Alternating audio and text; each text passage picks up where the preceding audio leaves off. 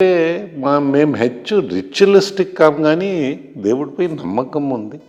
చిన్నప్పటి నుంచి పెరుగుతా ఉన్నాం. మా స్వర్గీయ తండ్రి కూడా ఆయనకి దేవుడిపై భక్తి ఉంది, అందరికీ ఉంది, మన కుటుంబాల్లో అందరికీ ఉంది. అంటే మీ తాతగారు ఒక ఆయన క్రికెట్ ప్లేయర్ అని, క్రికెట్ కమెంటేటర్ అని విన్నాను. ఆయన తర్వాత మళ్ళీ ఎవరు క్రికెట్ సైడ్ ఎవరు వెళ్ళలేదా సార్? మనకి క్రికెట్ అందరూ ఆడతారు, ఆ స్థాయికి వెళ్ళరు, అది ఓ తేడా అన్నమాట. మీకు ఏంటంటే వారు మా తాతగారు తమ్ముడు సర్ విజయ్ అని అనేవారు. ఆయన కమెంటరీ కూడా చేశారు. పార్లమెంట్లో కూడా కొన్నాళ్ళు ఉన్నారు, పార్లమెంట్ సభ్యులుగా మన స్వతంత్ర దేశంలో.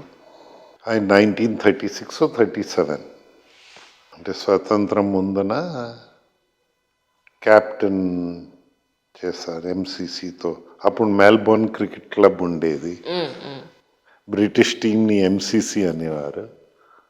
ఇక్కడ కూడా పెద్ద పెద్ద ప్లేయర్స్, ప్రపంచం ప్లేయర్స్ కూడా ఆడున్నారు ఇక్కడ అయోధ్య మైదాన్లో. అప్పుడు ఆ రోజుల్లో డబ్బు స్పిన్నింగ్ కాదు కదా, క్రికెట్ అంటే ఆ స్పిరిట్ ఆఫ్ స్పోర్ట్ ఉండేది, ఒక ప్యాషన్ ఉండేది, స్పిరిట్, ఆ స్కిల్ అదంతా. ఇప్పుడు స్కిల్ తగ్గిపోయి ఇంకా ఇవి వచ్చేస్తున్నాయి. అయితే స్కిల్ అసలు లేకుండా కాదు, కానీ ఆ స్పిరిట్ మాత్రం బాగా తగ్గిపోయింది. అది స్పిరిట్ ఉండాలి, స్పోర్ట్స్ మెన్ స్పిరిట్ లేకపోతే మీకు ఆ క్యారెక్టర్ బిల్డింగ్ ఉండదు. ఈ మధ్య మీరు ఎక్కడి నుంచో ఎక్కడికో ట్రైన్లో జర్నీ చేశారట.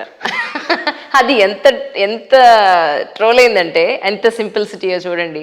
ఆయన కావాలనుకుంటే ఫ్లైట్లో కూడా వెళ్ళొచ్చు, ట్రైన్కు సామాన్యుల్లాగా వెయిట్ చేస్తున్నారు ప్లాట్ఫామ్ మీద అనేది ఎంతమంది చూసారంటే ఆల్మోస్ట్ దగ్గర దగ్గర ఒక 3.5 లక్షల మంది చూసారు ఆ వీడియోని.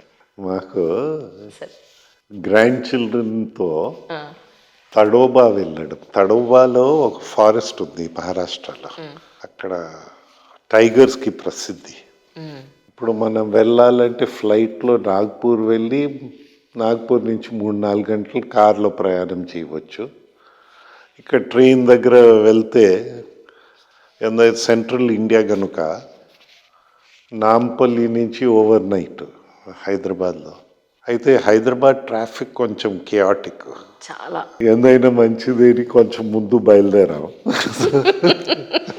లేకపోతే ట్రైన్ని మిస్ కాకుండా. సో భార్య, నేను, గ్రాండ్ సన్, ఎవరో ఫోటో తీశారు. అది ఎలాగ వెళ్ళిందో అది మనకు ఐడియా లేదు, కానీ మనం 3 రోజులు ఆ ఫారెస్ట్లో ఉన్నాం. మళ్ళీ వారి పిల్లలకి హాలిడేస్ దొరకడం కష్టం.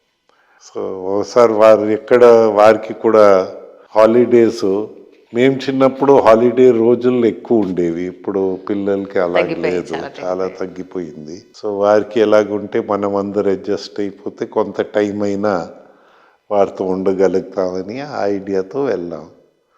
3 రోజులు ఫారెస్ట్లో ఉన్నాం. సో ఆ అనుభవాలు కూడా పిల్లలకి అందడం, వైల్డ్ లైఫ్, ప్రేమ, అభిమానం అవన్నీ రావాలని కోరుతూ ఉంటాం. కానీ సార్, మీకన్నా ముందు జనరేషన్స్ నుంచి మీ ఫాదర్, తాతగారి దగ్గర నుంచి గోల్డెన్ స్పూన్, గట్టిగా మాట్లాడితే డైమండ్ స్పూన్తో పుట్టిన వాళ్ళు మీరంతా. మీరు కావాలి అని అనుకుంటే రోల్స్ రాయ్స్ కూడా ఈజీగా కొనగలిగే స్థాయిలో కూడా లోకల్గా మీరు విజయనగరంలో చిన్న నానో కార్లో తిరుగుతారనేది అదొక వీడియో వచ్చింది యాక్చువల్లీ. అంటే అంటే ఆ సింపుల్సిటీ అనేది అంత ఈజీ అయిన విషయం కాదు సార్. అందరిలో నేను ఇలా కనపడాలి, నేను ఈ కారులో తిరగాలి, లేకపోతే ఇలా నన్ను చూడాలి, ఇలా ఏమీ లేకుండా ఇంత సింపుల్సిటీ ఎందుకు అని అంటే ఏం చెప్తారు? మనకి నానో అనేసరికి very practical car for old towns. ఇప్పుడు విజయనగరంలో ఇది పాత ఊరు, చిన్న చిన్న వీధులు. నానో కార్ అనేసరికి అది ఎక్కడైనా ఎక్కడ రిక్షా వెళ్ళిపోతే అక్కడే వెళ్ళేది. మనకు ఆ కలిసి వచ్చింది. సో నేను డ్రైవ్ చేసేటప్పుడు డ్రైవింగ్ కూడా కన్వీనియంట్ అని.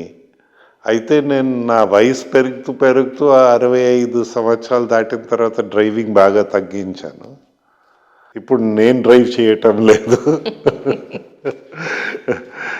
కానీ ఓల్డ్ టౌన్స్లో తిరిగేటప్పుడు ఆ చిన్న కార్లు పనికి వస్తాయి.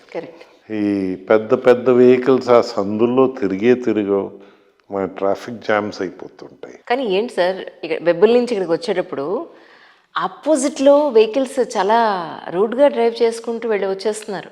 భారతదేశంలో weakest licensing system in the world.